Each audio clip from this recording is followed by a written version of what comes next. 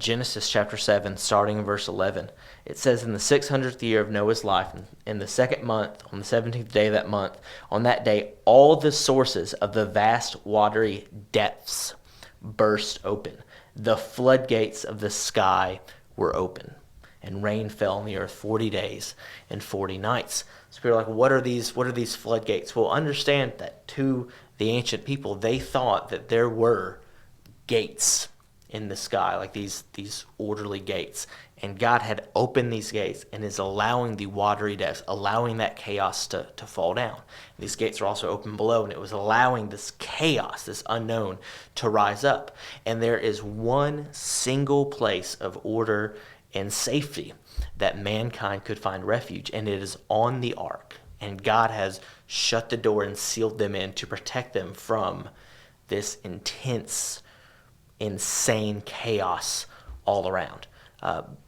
And the reason why that's so important to understand is because as you read through the flood story, you see that God is setting up a system of order for when they get off the boat, when they land. And he says, listen, now that you've landed, here's the way that your society is going to be run. And he actually gives the first law in how people should treat each other. And he says, hey, if you murder someone, your life will also be held accountable. This is the first time he's saying there has to be a law, a system of governance.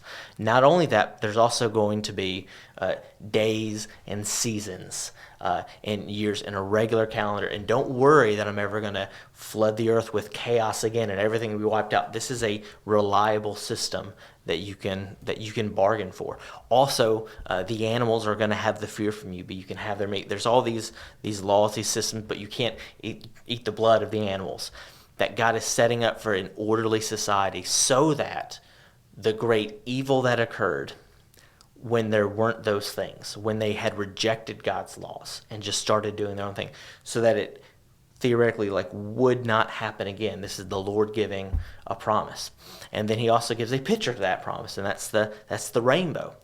But we miss all that idea that there is this deep, this abundant chaos through that story. We kind of skip over that, and instead we focus on, all the pairs of animals, and we do all kinds of crazy math to figure out, well, how many days were they actually on the ark? Well, where could the ark have landed in that region? Well, what happened? It's well, that's not even really the point of the story. The point of the story is that you almost see an unmaking of creation, right? Where that boundary of order that God established in the first chapter of Genesis, he opens the floodgates. Chaos reigns in. Almost everything's destroyed other than the remnant that he has set aside.